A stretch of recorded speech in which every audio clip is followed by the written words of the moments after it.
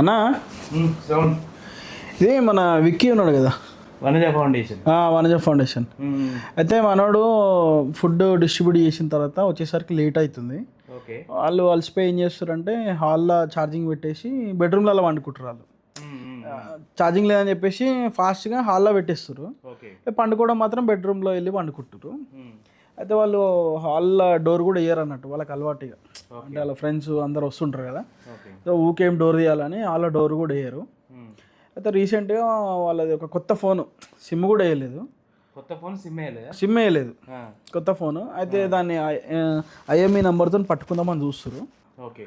అనుకుంటే మరి పనామే పొద్దుగాల వస్తుందంట. అంటే ఎవరినన్నా డైరెక్ట్ అంటాం మనం.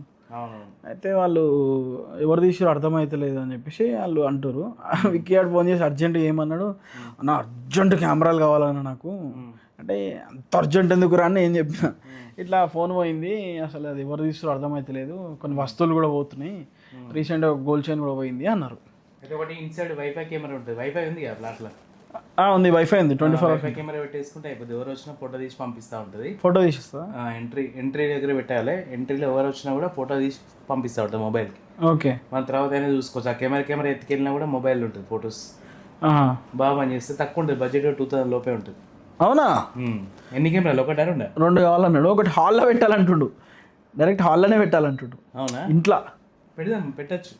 అదే. అరే నువ్వు ఏందా కెమెరా ఆన్ చేసినావా? దీన్ని కూడా రీల్ చేస్తుండే ఏంది? ఆన్ చేసినావా? వామ్మో, రీల్ అయింది ఏంది?